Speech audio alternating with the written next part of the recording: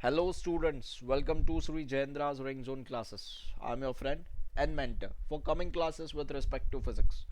This is lecture number 2 of our unit alternating current.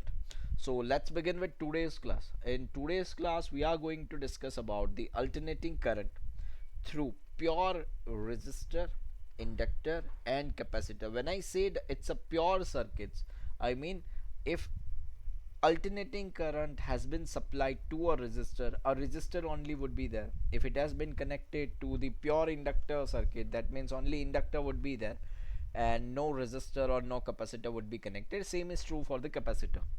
So when I say it's a pure circuits, it means they are the alone component that has been attached with the alternating current. I hope this is clear. Is it clear?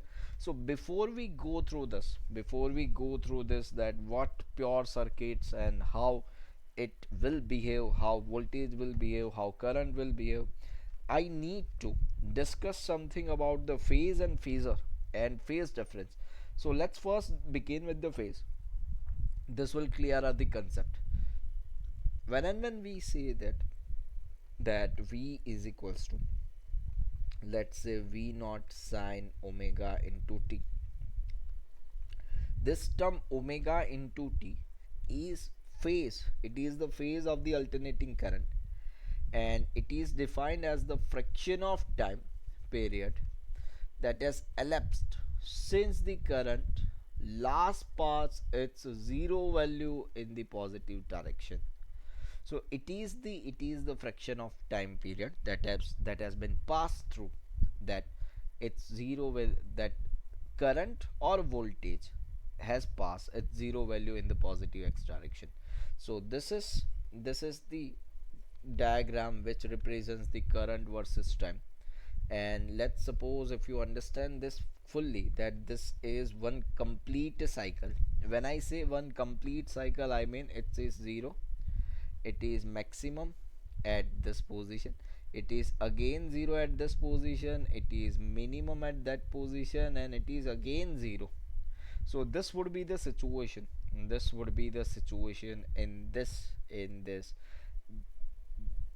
is 0 degree. This is, if I consider it according to the angles, it's a pi by 2. This is pi. If this is 3 pi by 2 and this is 2 pi, so this is 0, pi by 2, pi, 3 pi by 2 and 2 pi. If I look at this according to the time that, or I should say a time period it has been using, this is 0 to t. If it is a one complete cycle, this should be represented as capital T. This half of the cycle could be represented as t by 2, half of the t by 2 would be the t by 4, and this point it would be a 3t by 4. I hope this is clear. Is it clear? Is it? Are you sure? Are you sure? Do you understand this? Let's first discuss about the phasor, that what it is. We can say that phasor is a quantity that has magnitude and direction in the time domain, or I should say it is a vector. It is a vector that changes with time, that can be considered as a phasor. Even one more non-technical definition of the phasor is, we could say that it is rotating vector. When I say phasor, I mean it is a rotating vector. I mean it's a vector which can rotate. So what phasor diagrams is that alternating current and EMF which are varying sinusoidally with time with same frequency. So they will not be in the phase all the time. Depending on the circuit, current may lag or lead. When I say lag, that is it is behind, and when I say lead, it is before, or with, the other thing will be lagging. The current may lag or lead the EMF. The study of such circuits become easy if alternating current and EMF are represented by vectors in a plane. So graphical representation of alternating currents and EMFs as vector is called as the phasor diagram. I hope this is clear. Let's suppose I am having one sinusoidal EMF, that E is equals to E naught sine omega t. If it is E is equals to E naught sine omega t, then this is, let's suppose this is x axis, this is y axis, and this angle is omega t. So what I'm supposed to do is first thing, it should be rotating always in anti-clockwise direction. It should be always rotating in the anti-clockwise direction. Always, for sure, each time, every time. Yes, so it should be always rotating in anti-clockwise direction. If it has been rotating in clockwise direction, it would be considered as a negative. So anti-clockwise would be considered as a positive. Now one more thing, that this size of an arrow, represents the value of a magnitude, and this uh, projection of it projection of this vector on the y-axis, represents the, what does it represent? Yes, this projection on the y-axis, this is E naught sine omega t. This represents the complete E, while the size of an arrow represents its peak value. I should say it's a maximum value of it, which you have already called as the amplitude as well. It is something like that. It's a peak value, what we call as. I hope this is clear. Is it clear? Is it clear? Are you sure? Are you sure? Do you understand it completely? That how a phasor can be defined, or how a phasor can be plotted? Do you understand this? Are you sure? Are you? Are you sure? Great. Now let's understand the phasor in a better. Let's suppose I have something that V is equals to, or I should say, let's call it V1. It's a V01 sine omega t, and let's call it V2. It's a V02 sine omega t plus phi 1. Let's suppose I need to plot this. If I need to plot this, it is something like this. That, let's suppose this is x, this is y. When I say this is v1, which is equals to v01 sine omega t, I must make it in this direction, that this is omega t, and this projection on the y-axis, will be the amplitude, or I should say a complete v1, and this size of an arrow will represent v01. It's a maximum value of this v1 voltage. Now second, it's a v2, which could be represented as v02 sine omega t plus phi 1. When I say so, that v2 is equals to v02 sine omega t plus phi 1, when I say it's a plus phi 1, that means it should be ahead of this. Now let's understood that if I suppose that this is the first quadrant, this would be the second quadrant, this is the third quadrant, and this is the fourth quadrant. I hope you understand this. So if I have made this v01, that we call as an omega t, in the first quadrant, it is for sure that v02, or I should say v2, would be in the next quadrant. Yes, it could be in first quadrant, but it would be ahead of this. So let's make it on this side, so that you probably understand it better, that this would be the size of an arrow will represents v02, and projection of this on the y-axis will be the v2. I hope this is clear. Is it clear? Is it? Are you sure? Are you sure? So from this analysis what I can understand is that v1 is lagging v1 is lagging behind v2 by an angle of phi 1, or rather we can say this, that v2 is leading v1 by an angle of phi 1. I hope this is clear. Is it clear? Is it clear? Are you sure? Do you understand this completely? Do you understand this? Are you sure? Great.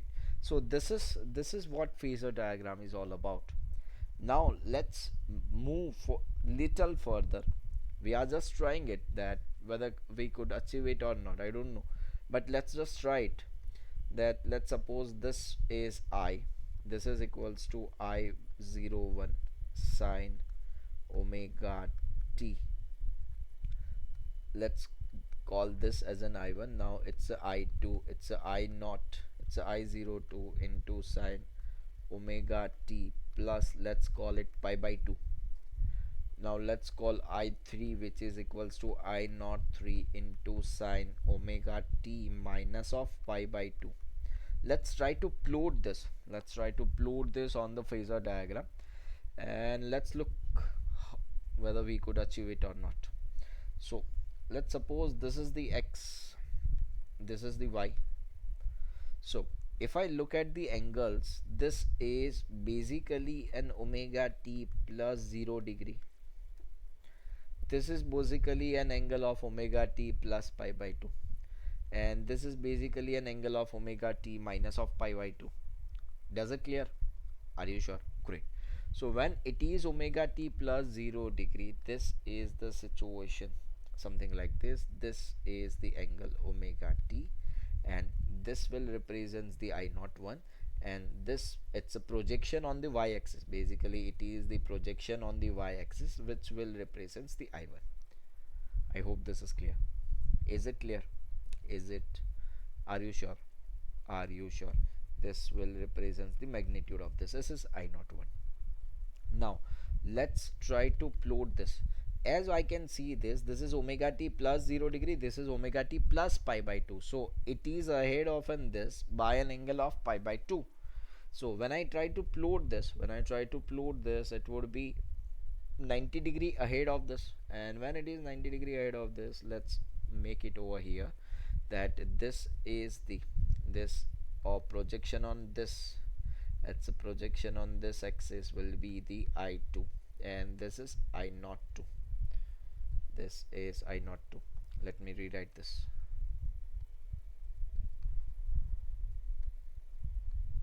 This is I02. This is the size of an arrow, and phase difference between this two, is pi by 2.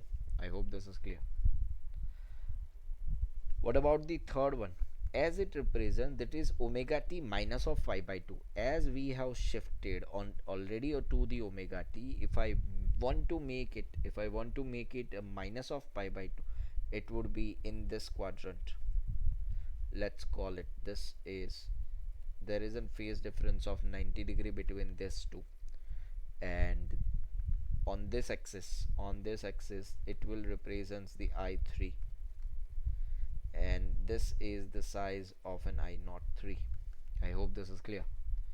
And this is the total angle is the omega t minus pi by 2. I hope this is clear. Is it clear? Is it? Great. So now let's suppose if I have been asked that find out current through the circuit. Let's say this is the requirement. I need to find out a current through the circuit. How will I do this? What can be done. So when I need to find out a current, through the circuit, what I understand is initially let it is being treated as a vector. So if it is being treated as a vector, this is one of the vector, this is another vector, and these two are at 180-degree angle with each other, while this vector I not 1, or I should say it's an I1, is at 90-degree to each one.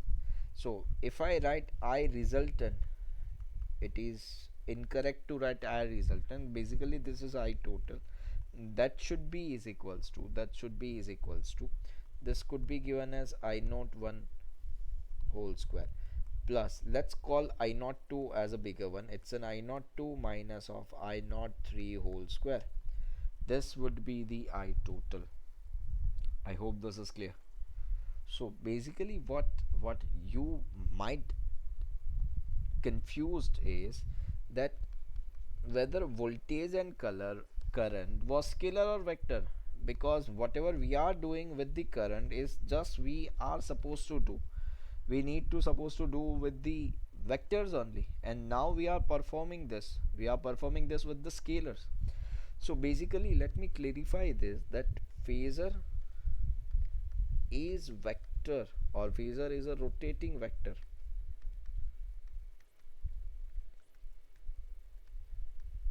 And when we use phasor diagrams, when we use phasor diagrams, we consider currents or voltage as vector. When I say we consider, that means it is not at all vector, or we are not claiming, or I'm not claiming that it is a vector from this day. We just consider them as a vector. And when I consider them as a vector, so basically we place, or I should say we represent current or voltage in a form of phasor, so that understanding of alternating quantities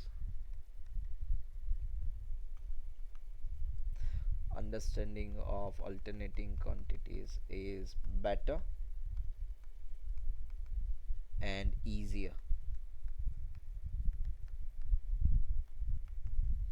I hope this is clear. Is it clear? Are you sure? So first thing, does current is a scalar? I should say yes. Does current is a vector? I should say no. Then why do you represent this as a vector? Because I have placed those scalar quantities. When I say those scalar quantities, I mean I have placed current and voltage on a phasor, so that understanding of AC is easier. That's why we considered them as a phasor, and phasor itself is a vector. That's why we can treat them as a vector, but these are not going to be vector anywhere, anytime. I hope you're clear with this. Are you sure? Great. Let's discuss some more thing about this, that who is leading, who is lagging, and everything.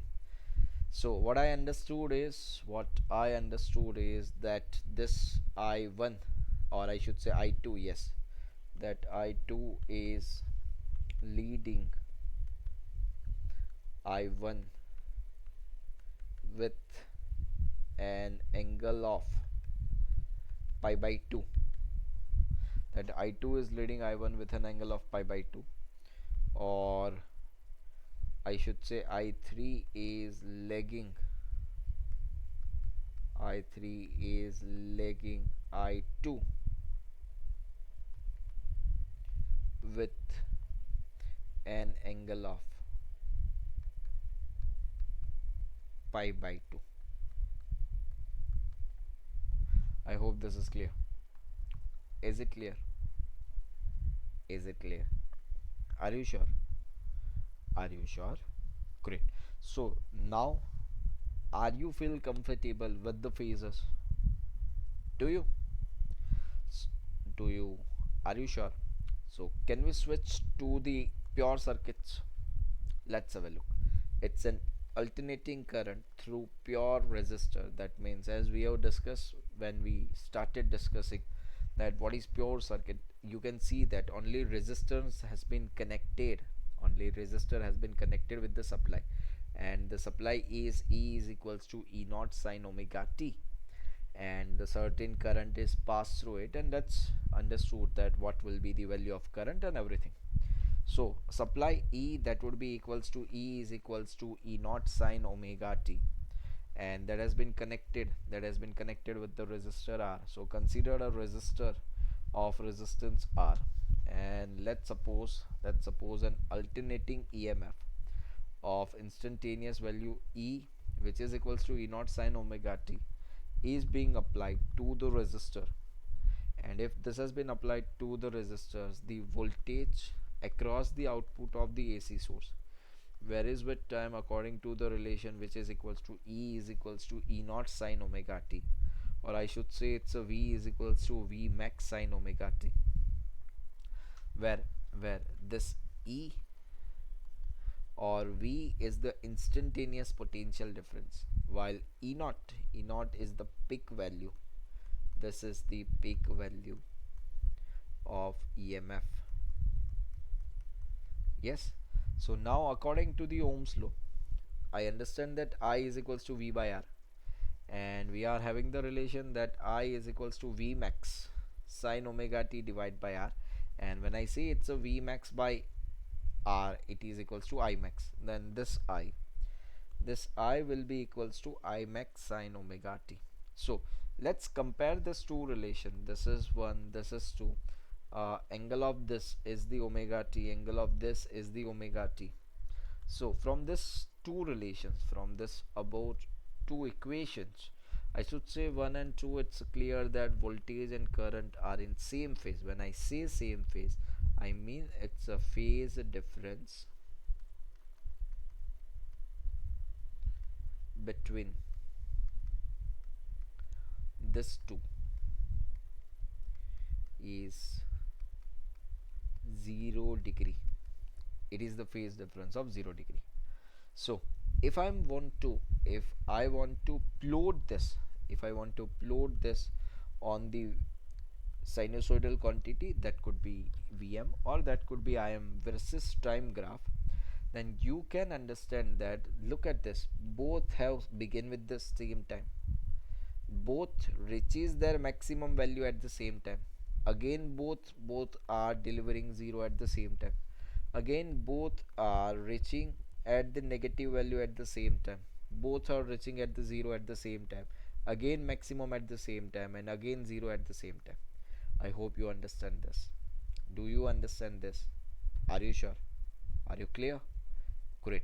So this is the situation. This is how we could understand that this both are in phase with each other. They are in phase. So this can be represented by phasor diagram. I hope this is clear. So if I plot a phasor diagram of this, one more thing of this graph is, look at this, this is the peak value of the voltage. So this can be represented as Vm, and this is the peak value of the current. This can be represented by Im. Yes, this is what we call as a peak value or the maximum value of sinusoidal voltage or sinusoidal current. Do you understand this? Are you sure? Are you sure?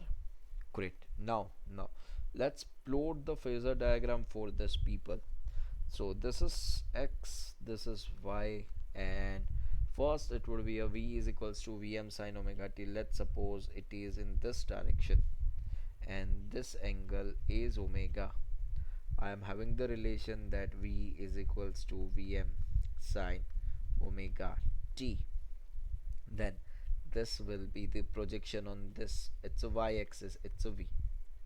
Now my second quantity was I is equals to Im sine omega t, where the maximum value would be the I, and it is having an angle of omega t. So it will be on the same line.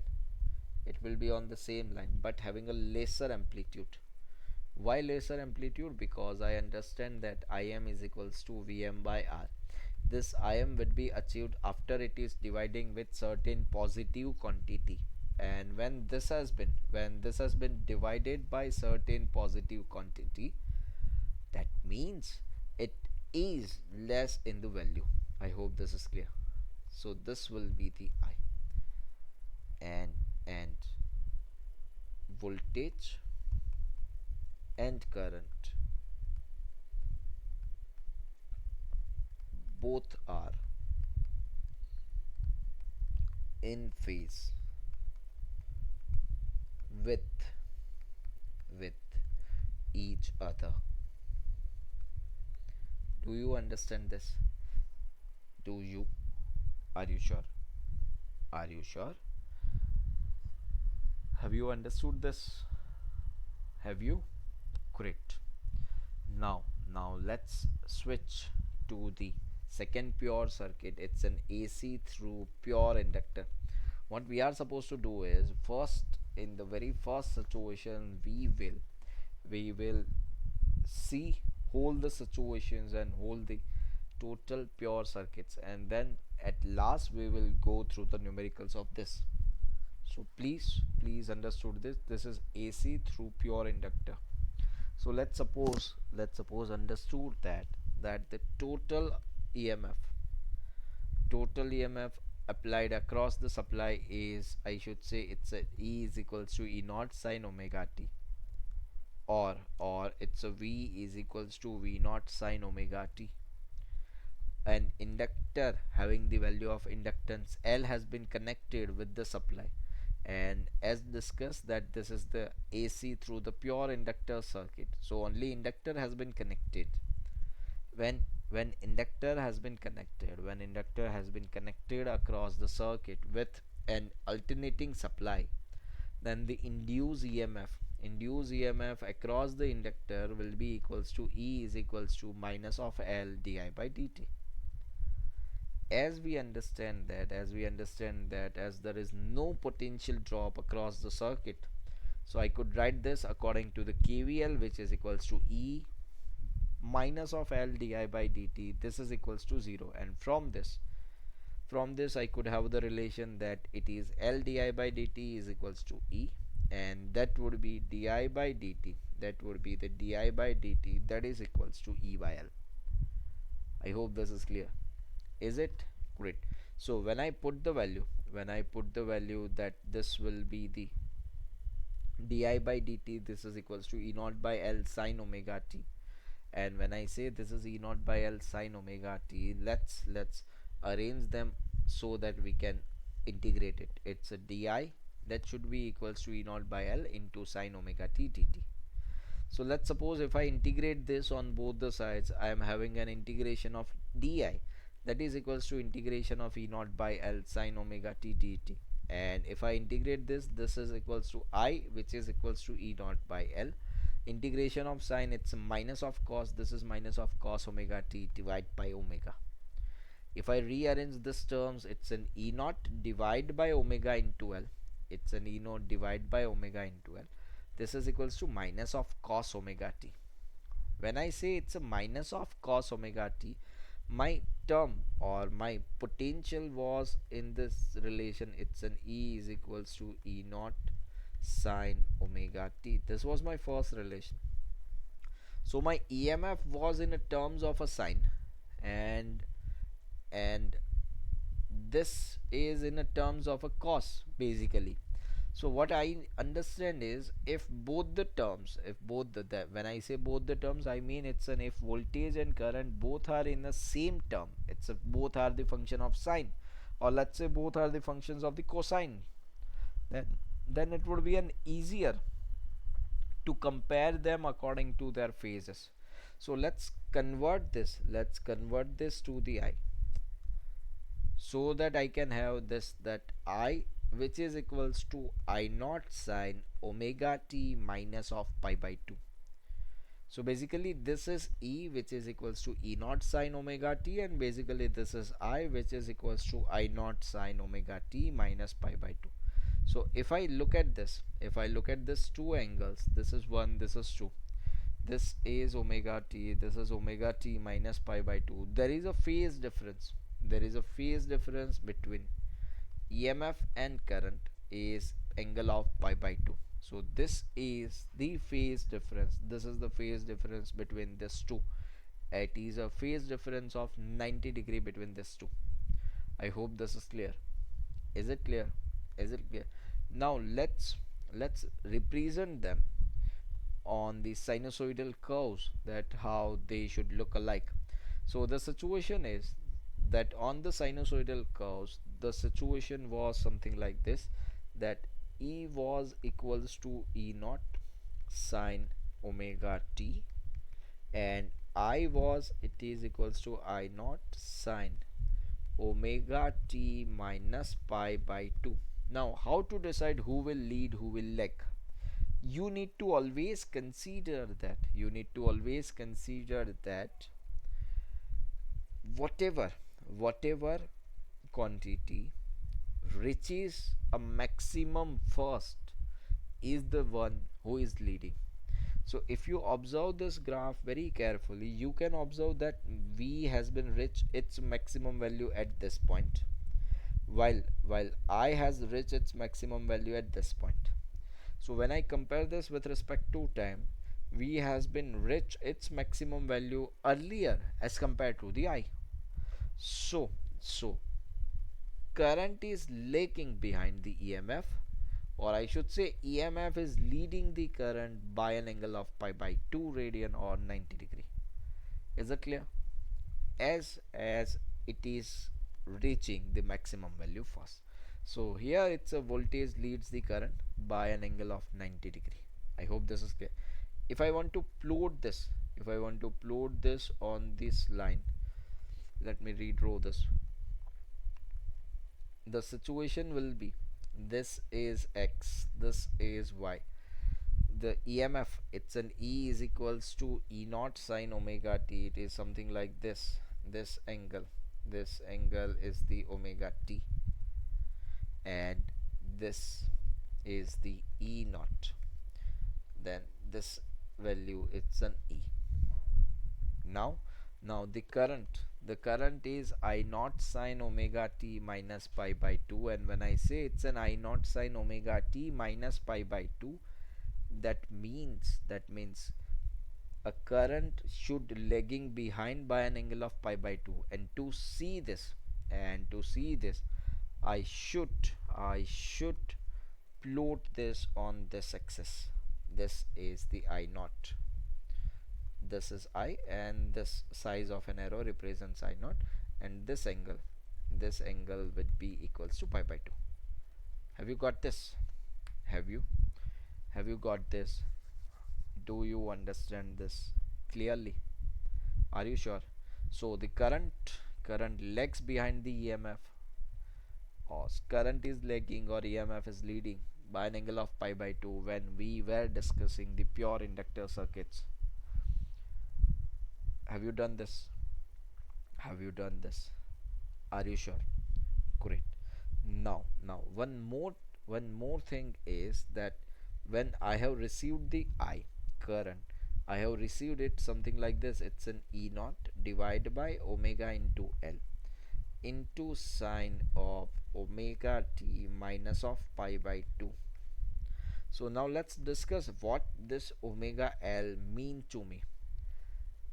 This is what we call it as an inductive reactance, and denoted as XL. L as a subscript that it is inductive. Inductive reactance can be defined as the opposition offered by an inductor when current flows through it. And this omega into L, this is XL, that could be represented as omega into L. And when I say this is omega, when I say this is omega, this is equals to 2 pi f into L. So this is I, which is equals to E naught by omega L into sine of omega t minus pi by 2, and this is inductive reactance, and this could be written as XL. The units and dimensions of inductive reactance XL are the same as that of the resistance R. And when I write this in terms of the RMS value, it's a root mean square value. I could have this, it's an IRMS. This is equals to ERMS divided by XL. So ERMS is equal basically IRMS into XL. I hope this is clear. Is it clear? Is it clear? Are you sure? Are you sure? This is inductive reactance. This is somehow we call them as the resistance of an inductor. It's a resistance of an inductor, but this is for the understanding purpose only. Please do not write it in your examinations that this is resistance of inductor. There is nothing like a resistance of inductor. I hope this is clear.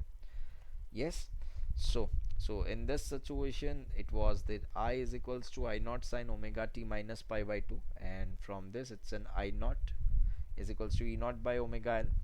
So this L omega, this L into omega is known as the inductive reactance, and which inductive reactance I represent it as an XL.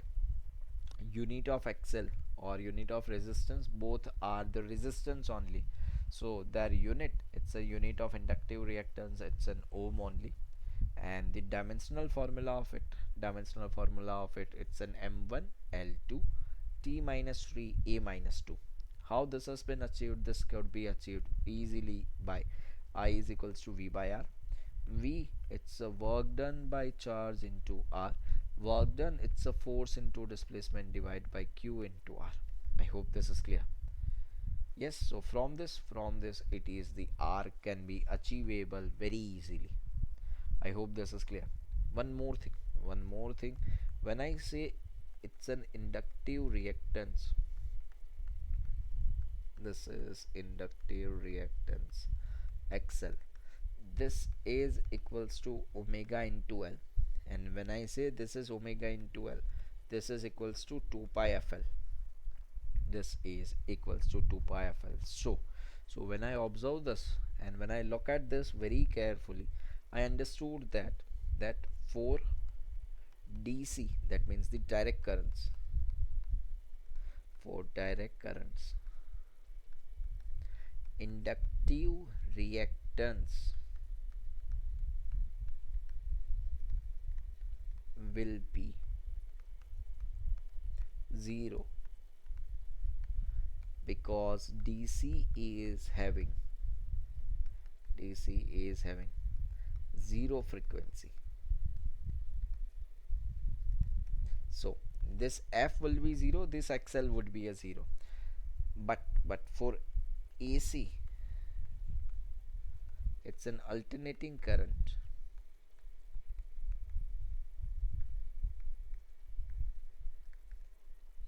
For AC, let's say alternating current, and this AC. So for AC, that we call as an alternating current, having frequency of very high frequency,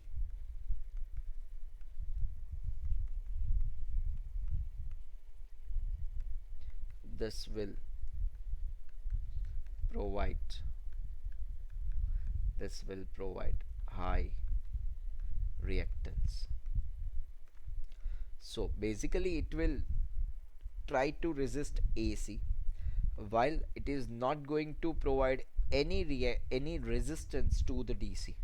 And if I plot this, then I could have situation something like this, that let's call this as an XL. and this is the frequency. Then as soon as frequency is changing, this XL is changing, and they are in a directly proportional with each other. So this is a plot of the XL versus F. I hope this is clear. Is it clear? Are you sure? Do you have any doubts up till now? Is there anything? Is there anything? Are you sure? Can we move to the next pure circuit? Let's discuss it. It's an AC, it's an alternating current through pure capacitor. So when I say it's an alternating current through pure capacitor, we understood that this is the EMF, and this EMF E could be written as this is equals to E naught sine omega t, or V is equals to V naught sine omega t, and this has been connected with the capacitor C. So let's understood that the alternating EMF applied across the capacitor can be given as E is equals to E naught sine omega t, or V is equals to V naught sine omega t. Now the potential difference V across the capacitor is V is equals to Q by C, or I should write it's a V naught sine omega t. Let's just rearrange this, because I am having the voltage and I am looking for the current. So if I am having a charge, I can differentiate it with respect to time, and current will be available. So that is what I am looking for. So let's just find out the charge. This charge could be written as it's a V naught into C sine omega t, and let's differentiate it with respect to time. If I differentiate it with respect to time, I can have this I is equals to dq by dt, and when I differentiate this, this is V naught into C sine omega t would be differentiated once, it would be the cos omega t, and if I apply a chain rule, then it would be multiplied by omega. So this is equals to V naught into C into omega into cos omega t. This is the current. If this is the current, this I will be equals to V naught into C into omega into cos omega t. Again the same thing, that my voltage was something like this, that it was V naught sine omega t, while my current is initially it is in the cos. So what I need to do is I need to convert it to one of the function, and let's just convert this to the sign. So if I represent this is positive cos, and when it is a positive cos, I need to write this as a sine of omega t plus pi by 2. I hope this is clear. Is it clear? So this current would be equals to V naught into C omega multiplied by sine of omega t plus pi by 2. This quantity, it's a V naught into C omega, could be represented as V naught divided by 1 by C omega, and this is what we call as the maximum or peak value of the current. This is represented as I is equals to Im sine omega t plus pi by 2. So this was the first relation, this was the second relation, and this is the expression for the instantaneous current through the capacitor. So now let's look this situation according to the phase diagram, that this was my first relation for the voltage or EMF. This is E is equals to E naught sine omega t, or V is equals to Vm sine omega t. This is the second relation what I have get for what I have received for the current. It's an I is equals to Im sine omega t plus pi by 2. If I look at this very carefully, this angle is omega t, or I should say this omega t plus 0 degree, and this angle it's an omega t plus pi by 2. So from equations we find that the phase of the EMF is omega t plus 0, and the phase of the current is omega t plus pi by 2. So from this it is to be understood that phase difference between EMF and current is minus pi by 2, or I should say this current is leading the EMF by an angle of pi by 2. or in other words this can be represented as that voltage is lagging behind the current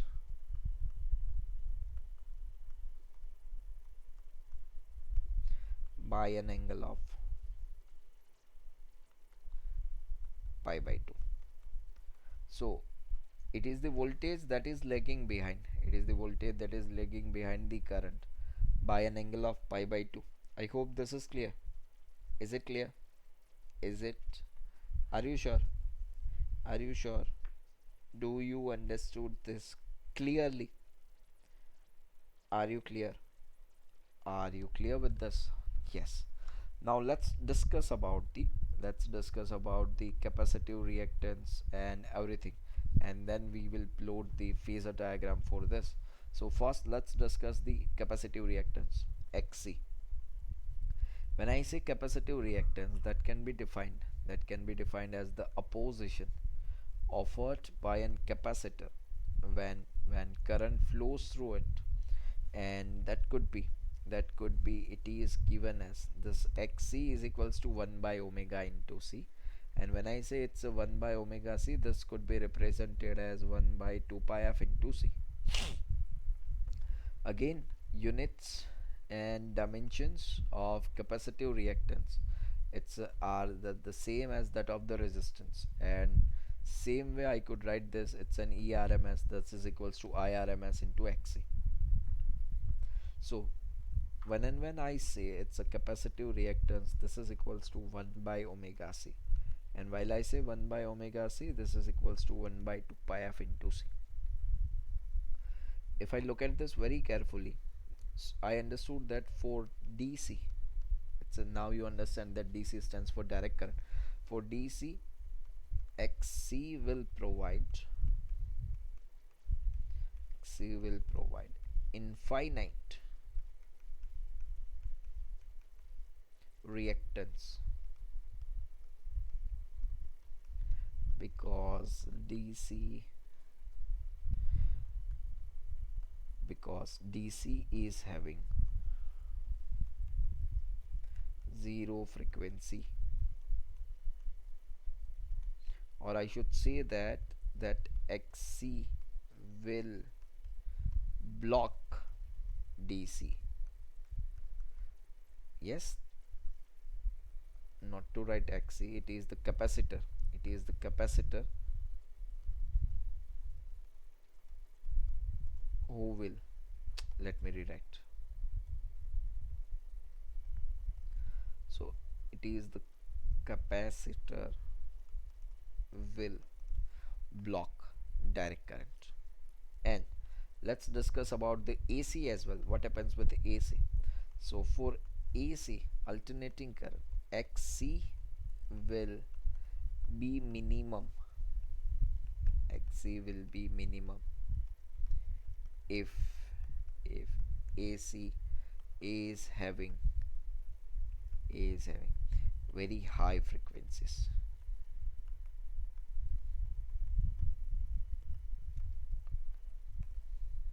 So if I want to plot this is XC versus frequency. So as soon as frequency is increasing, this should start decreasing. It is something like this. This is XC versus F. I hope this is clear. Is it clear? Is it? Are you done with this? Have you? Do you understand this? Are you sure? Are you clear with this? Are you? Great. So now let's move on. Let's move on for the phasor diagram of EMF and the current. So the situation was this: E was equals to E naught sine omega t, while the current I will be equals to I naught sine omega t plus pi by 2. And when I say it's an I is equals to I naught sine omega t pi by 2, let's try to plot this on this. It's an X, it's an Y. Let me plot this, that it is something like this. This is the E. When I say this is E, then it would be the E, and the size of an arrow represents the peak value. It's an E naught. This angle is omega t. I hope this is clear.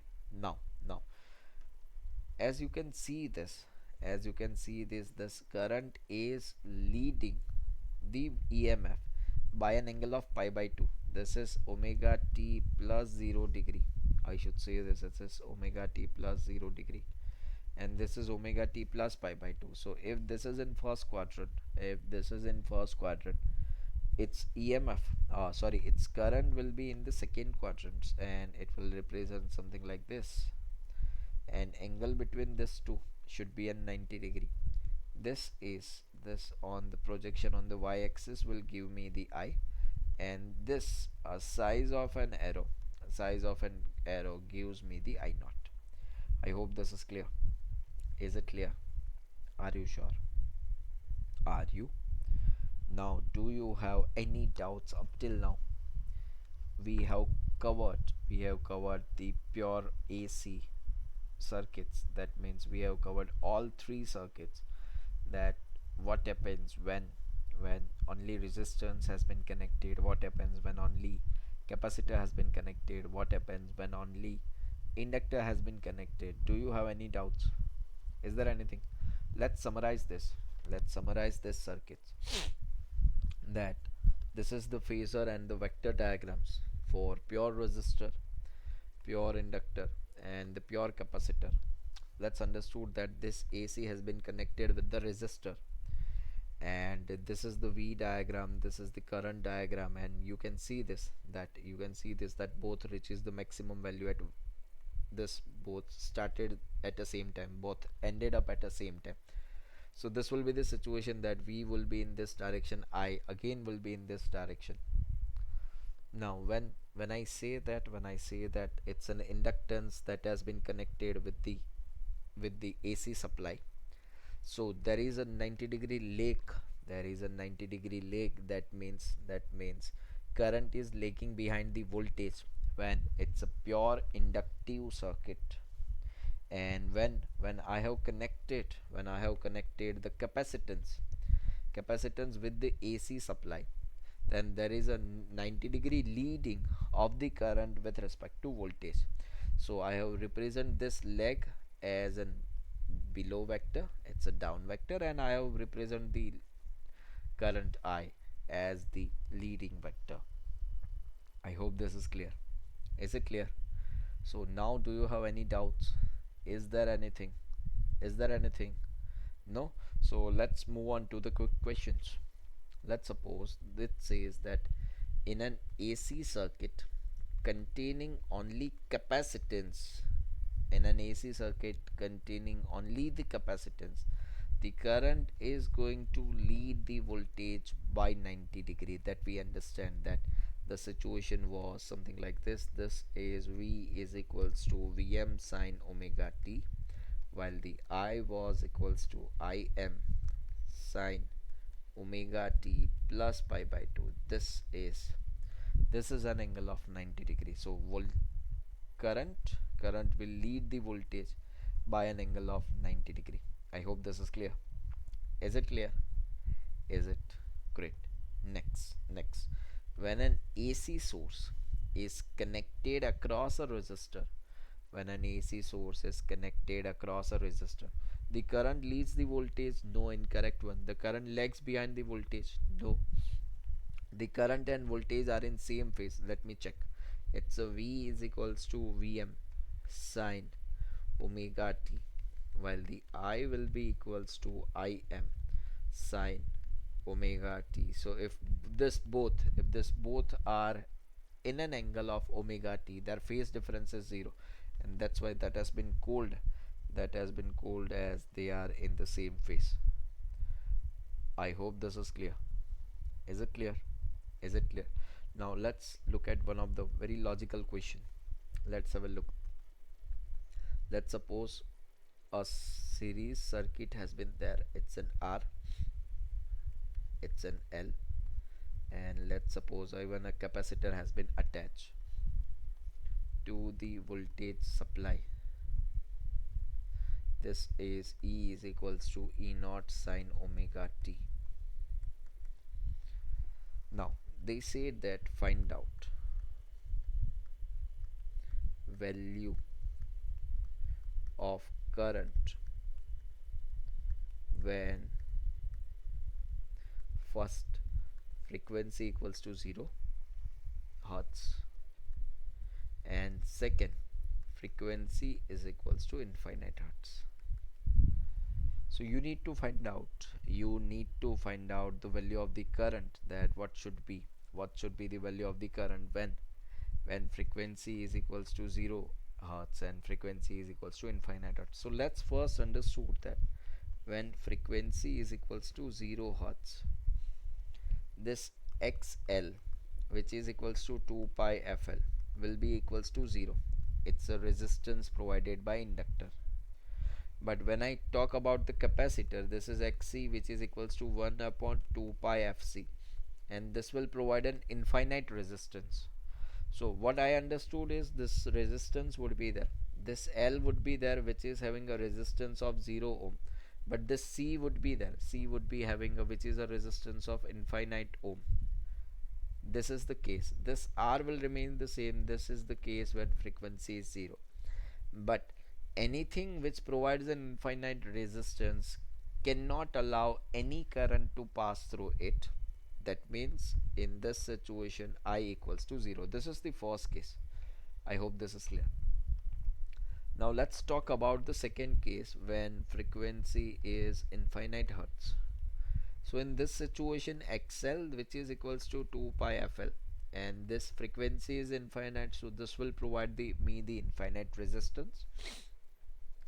This xc, which is equals to 1 upon 2 pi fc, when it's a 1 by infinite, this will provide me the 0 ohm resistance, and R will remain the same. So in the second case, it's an f is equals to infinite, this is the resistance R, this will provide the infinite ohm resistance, this will provide me the 0 ohm resistance. So again in this case, as this three are connected in series,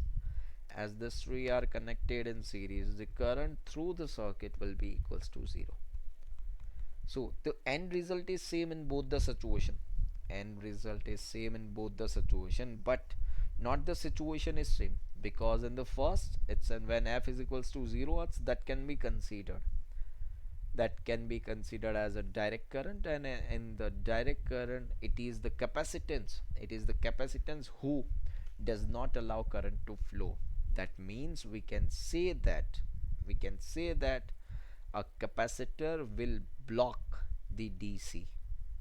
And in the second situation, when frequency was infinite, that means it was a very high frequency alternating current, it was inductor who provides infinite amount of resistance. That means inductor can can block the high frequencies AC.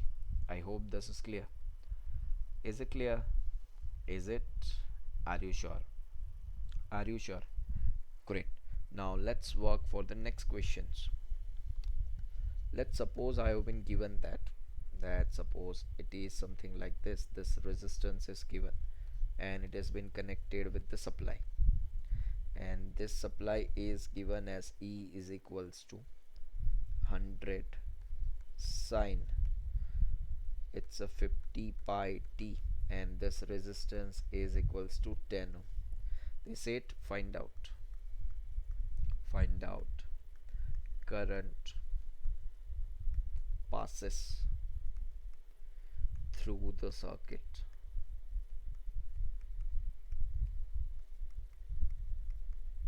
So this is the situation.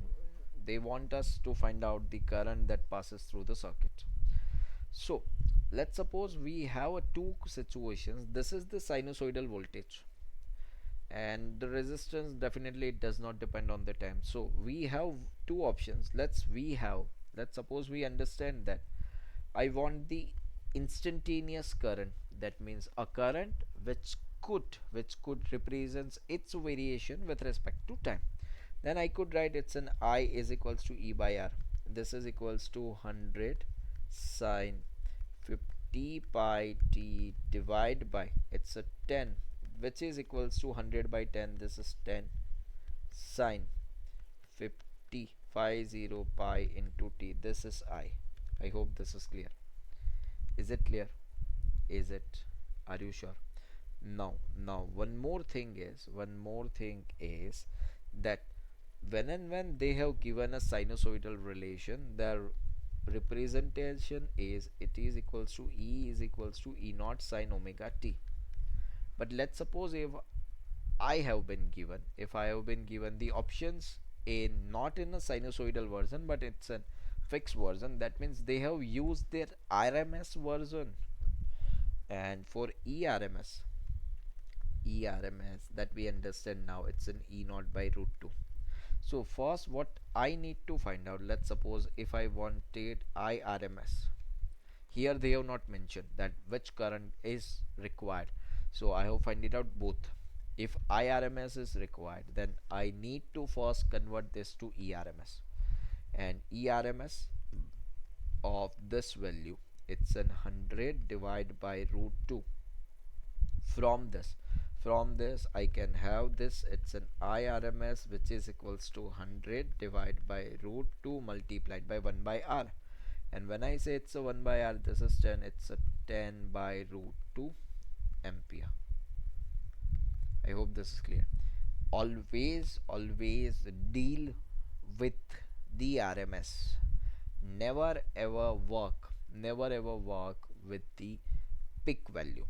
I hope this is clear, because peak value is not the final value, because it keeps on changing with respect to time. That is what alternating current is all about. I hope you understand this. Do you understand this? That when we say that it is an alternating current, then itself it says that I'm going to change. So do not work with me. Yes, I hope this is clear. Is it clear? Now let's move to the next question. Suppose the situation is something like this. This is resistance of 10 ohm and the EMF has been supplied. It's an alternating source, but now they have given that it is the 100 volt 50 hertz. So when they represent their voltage something like this and they are not using the sinusoidal function, that means this is already the VRMS version. This is already the VRMS version of that source. I hope this is clear. So if they ask that find out IRMS through the circuit, so in this situation, it's does I need to do it's an ERMS is equals to 100 by root 2? No, it is absolutely no, because this is already the RMS version of this. So what I need to do is I need to simply do it's an IRMS, it is equals to VRMS divide by R. This VRMS it's an 100, this is by 10, and this is equals to the 10 ampere. Have you got this? So let's understand this situation. When they have given me it's a sinusoidal function, when they have given me the sinusoidal function, when I say sinusoidal function, I mean it could be a sine, it could be a cos, it could be the function of sine, it could be the function of cos. So if any of it, it could be a sine or it could be a cos, I need to convert this to ERMS because they have not converted it for me, and I need to do this. How will I do this? If it is a function of sine or cos, then it would be just the peak value divided by root 2. But if the situation is given like this, that it is the 100 volt 50 hertz or something like this, they have not given me the relation in a sinusoidal terms, that means they have prepared VRMS for me and I need to just use it. Are you clear with this? Are you clear with this? Do you understand this fully? Have you got this? Are you sure? Any doubts up till now? Is there anything? Are you sure? Great. Let's work for the next situation. Suppose an inductor is given and it has been connected with the AC supply. This AC supply is given as the 100 root 2 sine 500 pi t, and this inductance, it is equals to 10 millihenry. The question is, find current passed through the circuit.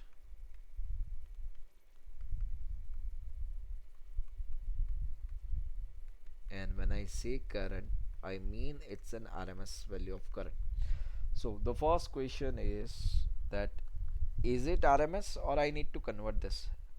So what I understand is that this is the sinusoidal function and I need to convert this. So first let's check it out. It's a ERMS, which is equals to E naught by root 2. And when I say it's an E naught by root 2, this is 100 into root 2 divide by root 2. This 2 has gone and this is equals to 100 volt. This is ERMS. I hope you got this. Have you? Have you got this? Now it's an IRMS, which could be written as ERMS divide by XL. It's an inductive reactance. So first I need to find out this XL. This X into L could be written as omega into L, and this omega into L could be written as 2 pi F into L. So this is equals to 500 pi. It is the value of omega multiplied by L, which is an inductance. It is the 10 into 10 to the power minus of 3. So this is 1, 2 and 3, and this is 1, 2 and 3. This is equals to 5 pi. So this IRMS could be calculated as, this is equals to ERMS, which is equals to 100 volt divide by XL. This is equals to 5 pi, which is equals to 20 by pi ampere. That's it. You got it. I hope this is clear. Is it clear? Is it clear? Are you sure? Are you sure? Great. Now let's look one of the quick question. It says that if I naught is the peak current, if I naught is the peak current, then IRMS could be written as, yes, it's an I naught by root 2. But when I say it's a 1 by root 2, it's a 0.707 I naught. So do remember this. Yes, when I say it's a 1 by root 2, it is the 0.707. So this is the correct answer, should be both 2 and 3. I hope this is clear. Is it? Great. Next, the average EMF. Average EMF during positive half cycle of an AC supply of peak value, it is something like this. This was the situation, and if I calculate the average of this, it is just the 2 by pi of instantaneous value. This is about the average EMF, so this is 2 by pi into E naught. I hope this is clear. Is it clear? Is it clear? Are you sure? Are you? Great. Now let's discuss some points regarding the RMS value over the AC value. So always remember this points. This will help us to get the numericals done. So points to remember about the RMS value of the AC. So given AC source voltage, and is RMS voltage, and current in AC circuit, it is always the RMS current. AC ammeter and voltmeter can read the RMS value. Basically, when we say that we have a voltmeter and we have an ammeter, so voltmeter used to detect the voltage, or used to measure the potential difference, I'm sorry, and ammeter is used to measure the current. So we have two kinds of voltmeter and ammeter. One of them is the AC voltmeter and AC ammeter. Another is the DC voltmeter and DC ammeter. So AC ammeter and voltmeter can read the RMS value. Basically they are reading the effective value of alternating current and voltage supply. And AC alternating current can be measured by using the hot wire ammeters, or we can say it's an hot wire voltmeters, Because the heat generated is independent of the direction of current. Basically, heat generated in the wire would be equals to I square RT, and as it is the square of the current, as it is a square of the current, is does not depend on the direction. And AC alternating quantities produces the same heating effect as that of the DC of magnitude of I is equals to IRMS. This is basically the definition of the RMS value. I hope you have learned this in your school classes. Now let's discuss about the some points, some important points regarding the AC. So we understood that AC is more dangerous than DC of same voltage. AC is more dangerous than DC of same voltage. How could I find it out? Let's have a look. Let's suppose if I have been given it's a 200 volt AC, that means it's an ERMS that would be equals to 200 volt, and that is equals to 200 multiplied by root 2. While I solve this, it's a 200 multiplied by root 2, which is equals to 1.4. So there is 14 by 10, and this has gone, and 14 twos are 28. It's a 280 volt. While 200 volt DC, while 200 volt DC, that means E naught that would be equals to 200 volt. I hope this is clear and this is understood by you guys, that 200 volt DC, that means it's a 200 volt only, but 200 volt AC, that means it's a 280. And AC can be produced by the principle of electromagnetic induction that we have recently studied. And when we were discussing the generators, it is the same. It's a source of an alternating current. And AC also obeys Ohm's law and Joule's heating law. So they are the same laws that we follow, only the way it has been represented is the different. I hope all these things that we discussed today is clear to you. Have you done? Are you sure? Great. So let's just wind it up this session over here.